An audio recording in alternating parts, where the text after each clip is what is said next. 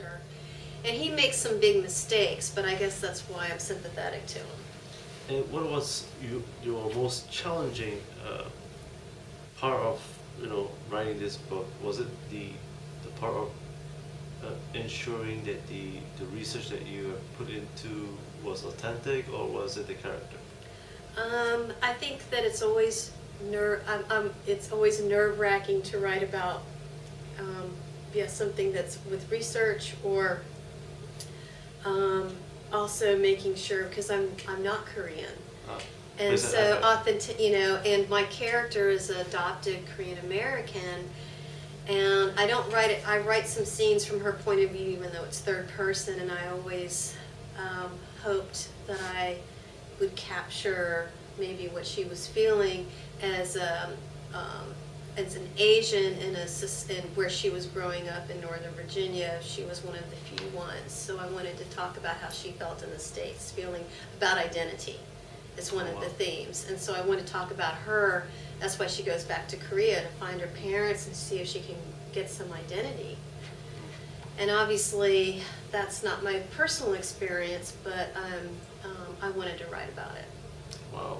Now, speaking about identity, are you now preparing yourself to write your next book? Yes, I'm finishing up some short stories, but this summer I started a novel, and I got a grant. Chattanooga, they're working really hard to promote the arts there, and so they gave some grants out to some artists, and that's enabling me to write a novel. And this is my first one that I'm writing that's going to take place in Chattanooga instead of Asia. I guess I've lived there since 2007, so it takes me a while to feel like I can write about it. I mean, I couldn't write about Korea until after I left Korea. So there's a play by Chekhov called Three Sisters, and the novel is loosely structured around this idea of three sisters, and it takes place between 1999 and 2011. Okay. When there was a big tornadoes hit the area, and I think it made international news in Alabama stuff. There was a lot of damage, so it kind of ends right after then. And I still have one character who's from Korea. I couldn't let it go completely. So he's an exchange student, and then goes back to Korea and then comes back. Could you mention the durian in one of your chapters? No, just kidding you. I'll mention the durian. I think I have it in the life plan, which takes place in Thailand, because Koreans don't have durians because it's too cold there. Yeah. But when you go to Thailand, they do. Okay. And but I'll try to mention it anyway. It'd be funny. I think I have it mentioned in the life plan. Or maybe stop over in Singapore and exactly. And discover the Malayan. Exactly. Well. Yeah, maybe I'll do that. Yeah. But the other thing with the novel is I'm doing I'm learning how to take pictures. I'm learning photography. So my character, the one from Korea, he was a photographer in college, and he keeps it up as kind of a hobby. And so he comes back and is taking pictures of Chattanooga, the good and the bad.